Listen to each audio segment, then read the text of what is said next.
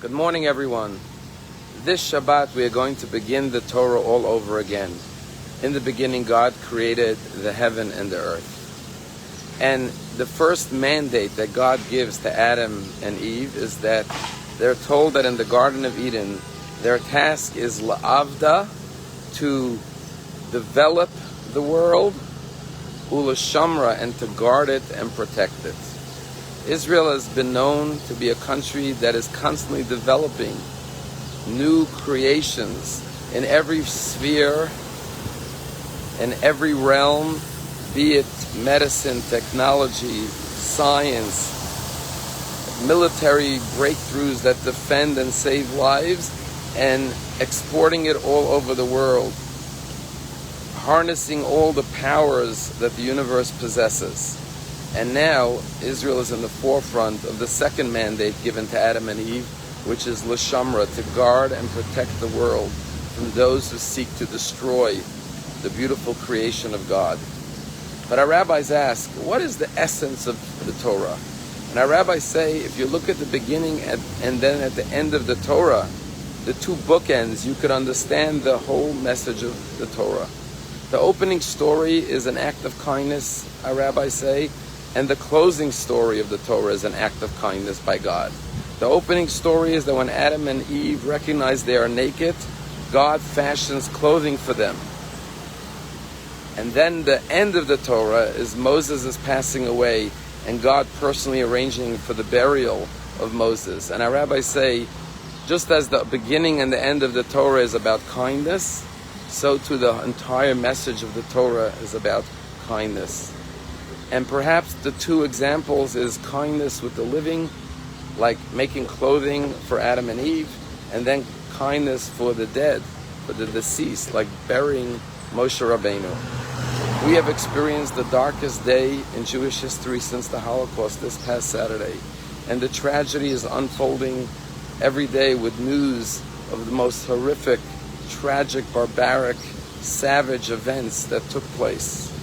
But now we're starting to hear stories of Jewish resilience, Jewish strength, Jewish determination, that the spirit of the Jewish people is stronger than ever as the greatest light is emerging to combat the greatest darkness. And I want to give you three examples of chesed, of kindness, of the beautiful nature of our brothers and sisters in Israel, the spirit, resolve, and devotion of our nation to one another, to the land of Israel, and to God. The first story that emerged is the story of Amir Tibon. Amir Tibon lives in Nachal Oz, which is a kibbutz near the border, with his wife and two daughters, 1 and 3 years old. When the attacks occurred, he went into the safe room and hid with his daughters. And then he called his father, whose name is Noam Tibon, a 62-year-old man, and he told him, we're in the safe house room in the house, and we hear in the background the terrorists running and shooting. And the father, Noam, said to his son, I will be there. I will come and I will save you. His father lives in Tel Aviv. And he said, when my father promised me I will come and save you, I turned to my children and said, don't be afraid. We will protect you. He said, I trusted in my father's promise and my children trusted in my promise. And this grandfather drove an hour and a half with his pistol to the kibbutz, into the line of fire, and joined the IDF forces in rescuing his son, his daughter-in-law, and his grandchildren. And along the way, saved many other victims of the Hamas terrorists. The second story just happened last night, where a Brazilian woman who was killed by Hamas, who had just immigrated from Brazil. Her name is Bruna Valeno. And Bruna Valeno was murdered in the attack on Saturday. But she had just immigrated from Israel and had no family or friends practically. And so a call went out to attend her funeral last night at the Yarkon cemetery, because they wanted to make sure there would be a minyan to say Kaddish for her. 10,000 Israelis showed up at this woman's funeral last night, showing her the love, the honor, and the farewell that she deserves saying, "We may not know you, but we're all your brothers and sisters, and we all mourn and grieve for your loss, together with the Jewish people all over the world." And finally, a remarkable story.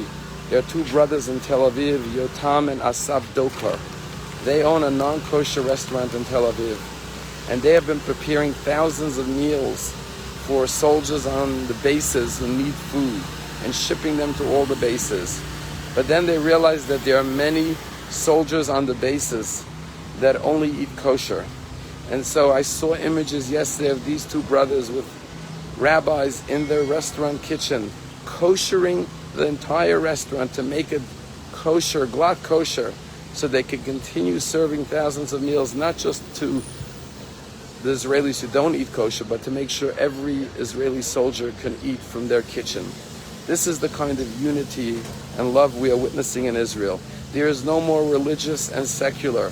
There is no more left and right.